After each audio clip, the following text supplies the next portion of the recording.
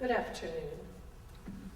It's an honor to be sitting here amongst my colleagues, Connie Tomato, Gottfried Schlag, and it's a great honor to be working with Lee, who we've been communicating a lot since email, and I'm swirled with interest in all the projects you're doing here.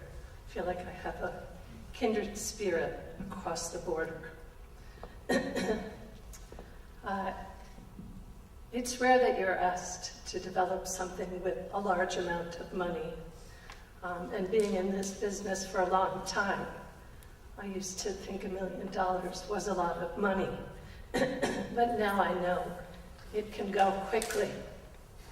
And I think initially, when I received $1 million at the Center for Music and Medicine, being a clinician at that time, I wanted first to use the funds to give care.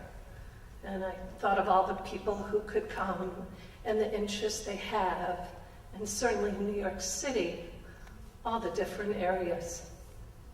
Now, natural disaster is another one just after the past 2 weeks. We had done human vindicated trauma with 9/11, and natural disaster is different than human vindicated trauma. The third kind of trauma is when people become ill. That's neither natural disaster or human vindicated trauma, but it's a trauma of the body, and with it come a host of difficulties. So I think we're learning through research how to work with different areas of trauma, and we're learning, and as I'm going to propose this project, that we can deal with one area, that our body is a system. And certainly today, thinking about music therapy and aging, we're thinking about the brain as the motor. But we know that the brain and cognition is attached to emotions, and that these emotions are connected to how we breathe and how our heart beats. And there's certainly now, with so many journals on the internet, so much you can read. I heard in Vienna yesterday that to keep up with the literature base in any one field, it's something like 133 articles per day. And who knows what the one field is. So, all of that said as an introduction that orients me amongst my colleagues. And to be here with you at the University of Toronto, I'm going to tell you that I took the blue sky approach. And hopefully you'll see a combination in the project I'm about to unfold. I just want to mention that Louis Armstrong was on my first slide. It's where I've been for the past 19 years. Louis was an ambassador of jazz. Most of you know that. He was a patient of Beth Israel. He was the first African-American man to be in film. And well, I'm very proud to be part of this program where we have 9 IRBs going in different areas. So that's where I am. That gives you kind of a perspective. I think my perspective today, being on this panel, I'm guessing, will be one of inner city, one of art, since we have a steering committee of artists, lawyers, performers, doctors. So this grant today that I'm proposing will bring together all of those, and certainly community. And community is not meant as something out there necessarily, though out there is important, but I'm going to get you to think about the community, which you probably already are, of caregivers for the aging, because they're the ones in the driver's seat. So the first part of my money would go to an organization such as PBS. I just pulled that one out because I was involved in a special that Connie was too, just thought of that, called The Music Instinct. And I'm not here to promote that, but I do think that when we put things out in the media the right way, it allows us to brainstorm. Certainly YouTube and things that go viral is one way.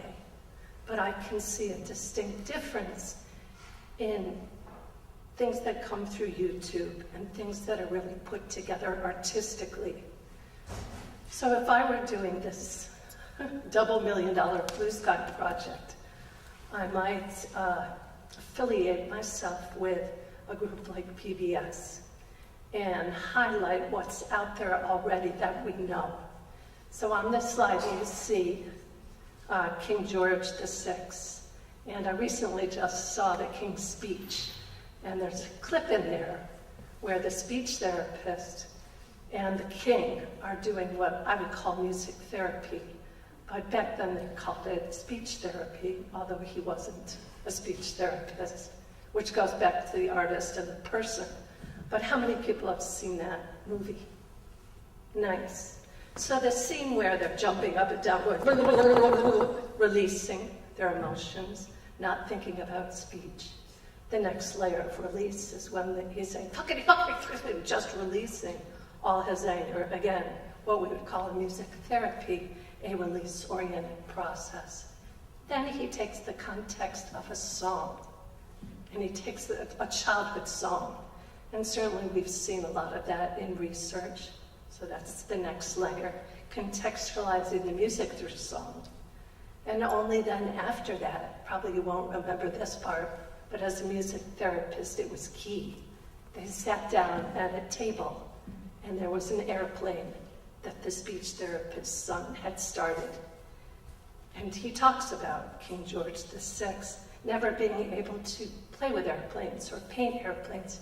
So through all those music things they did, they got close enough that then, at that moment, he was given permission after doing these crazy, what might look like crazy tasks, but they were intricate tasks, to be able to paint on the plane. Regression, maybe, creative, more, but it happened together with someone he trusted. So that's why I have him there. Then I also have Gabrielle Giffords. Bless you. If you read the media, you might have noticed that they talked a lot about speech therapy. What you might not have noticed, that music therapists noticed, is that the song she recovered first in bringing her speech back was Girls Just Want to Have Fun by Cyndi Lauper. And as a music therapist and someone that's worked with speech a lot, that interests me, why that song, the clinical context, what I could do with the melody, with the expectancy of the verses, where I might take that. There could be a lot more said about music therapy, and I'm sure analyzed around Gabrielle Giffords. And then the last picture is of Helen Keller, and she's touching Enrico Caruso's lips.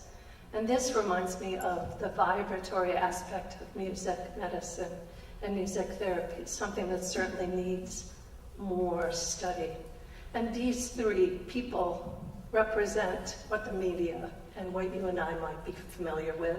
So I would like to start my project with familiarity. And also three different kinds of deficits that are written a lot in a scattered way in the literature, involving speech production, involving emotion, dynamic affect, regulation. Certainly we're thinking about memory preservation in this research, aspects that interest researchers: timing, arousal, regulation, expectancy, and vibration. So we're in the surge now, thinking globally still, of integrative medicine. And integrative medicine includes music medicine and music therapy. And if you look at the programs now, there's about 20 of them in the United States that are called integrative medicine. They emphasize relationship. They're also looking at complementary medicine, since that 1993 article by Eisenberg in the New England Journal that showed, of course, with money, and people pay attention, people are spending more money on what used to be called alternative. There's a greater emphasis on mind-body, and now we're noticing how important it is that we look at patient-centered care, which includes moods, attitudes, beliefs, environments. And then the last, which really applies to the project I'm going to continue to talk about, is the relevance of caregivers. And I was thinking as I was dreaming in the blue sky about this, how we've become a push-button society of iPods and earphones and doing things alone, and how this project should involve caregivers. Sort of the irony that a society becomes more self-sufficient and we can get things by doing things alone, how the need increases for people to do things with others, because we cannot treat people with dementia alone, because they often live with other people, so that it becomes a joint project. So these are kind of the areas that we look at in our controlled studies at the Visual Medical Center. We do all of our research with doctors and nurses. There's not one IRB that isn't done that way. And we're looking at evidence that really looks purely at music, but also music therapy on these aspects involving mind, spirit, body. And everybody brings to the table a different aspect of that. Now, evidence is a funny word, and one of the models that I'm working on is the multiple sources. I think that we're good at this, this one, especially now. I edit a journal with a doctor from Germany, and there's such a surge now with the internet of getting something in a book. But the problem with research is, and I really learned this recently by going through, last week I just updated myself on the 122 studies that came out on aging, that we're not good really at researching. Everybody wants to develop the new way. So therefore we have methodological problems. We have everybody looking at different data. So we need to really look at all these quadrants. We need to remember that the patient is the best evidence, clinical practice, and observing the moment. We need to look at a person, not just in a vacuum, but with others. And we need to count on our own observations. So I'm going to slip forward. The majority of research thus far has looked at music and cognition, music to reduce negative favors rather than looking at positive. I don't like positive and negative, but looking at what we want to increase, proactive, and music to increase language. And the quiet, big elephant in the room in the research is what about caregiver burden? And just 2 articles coming out is looking at the use of music in activities of daily living, such as transitions. So my project is going to be, here it is, ready? Can I have a little drum roll? Thank you, honey. Is going to be to create a global project in 5 different countries that looks at choral singing. Can't believe it's come to this, but it has. The uniqueness of choral singing in aiming to include the aspects I've already talked about that are with deficits in the literature. Why choral singing? First of all, to talk about the artists. After my PBS or otherwise special comes out, raising awareness, I'm going to commission Bobby McFerrin to go to these different countries, meet with the 25 choirs in each country that will be gathered by wise and clergy, sports and churches and synagogues, sports arenas. And he's going to commission in each country, because he's so global, a few pieces for each country. I'm also going to do the same with the group Sweet Honey in the Rock. These are global sort of choral thinkers. And the last is going to be John Hendricks. Working in a Louis Armstrong Center, I have connections to musicians. So I'm going to use those connections and commission them to write these songs. And I'm going to tell them to emphasize, first, gathering their favorite songs.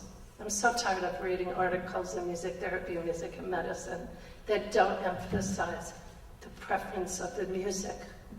So I'm going to ask them to focus on cued timing, retrieve memories, movement, breath, and harmony, 3 aspects that involve mechanisms biological of the body, and then performance, and that's about self-esteem, which is critical whenever you mention the word music.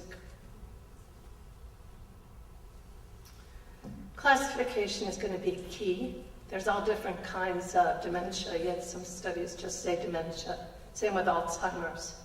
Clinical issues are missing this middle part, cultural. And we need to look at the variances that are possible. So it's going to be a very stringent methodology. One of the things I read in a few studies was studies of informant-administrated instruments. These standardized studies we use failed to look at the performance relationship to the patient. So assessment is another one key area for me, and I'm almost done. But we can't say enough about good assessment and research. So when I'm thinking about this study in dementia, and I'm thinking what scale am I going to use to measure, I want one that's brief. Okay, there's nothing worse when you keep someone aging, asking them 85 questions and keeping them for a long time. I want to look at its applicability in a range of settings. I want it to be used easily. Okay, I want another timing. And this study that I'm proposing for this project is going to be early onset, so we know what we're measuring. Just about slums is what I've come up with. It's a sweet acronym, isn't it? But the St. Louis University mental status exam is 30 points. It's 11 items, and it can be done in 7 minutes. So last, I'll close with saying that music, the quality of the music, arranged by someone like Bobby McFerrin, we need more integration between music, live music, community, and art. We need high quality if we're going to do this research. It's always the last thing people ask for is, oh, by the way, what kind of music did you use? Let's get some original music so they'll feel like part of the community. Let's get them going to choir rehearsal with their caregivers so they have some together time. These are some nice studies that have come out that look at reliability and developing musical goals that intrinsically then become therapeutic. Involving the music to a better level than it has been, the artists, and the community in different worlds. There is a manual that was created in an effort in choral singing. This Center for Arts, Health and Well-Being in UK, run by Stephen Cliff and his colleagues, are doing some of this. So to really close, let's stop looking at symptoms like anxiety and agitation. And let's think of what is already in the patient and bring out together what can be infused. Safety happens in a community for anyone, be it a neonate to someone who is at the end of their life. Music is done at the same time when it's live, so our patients can feel that progression in the moment. So this is the forum that I'm creating, and maybe you see a loved one in that picture, someone you might know, singing their favorite song, going to rehearsals 3 times a week, regulating and collaborating dynamics. We deal with music and health all the time, you and I. So let's make it purposeful and part of our lives. Thank you.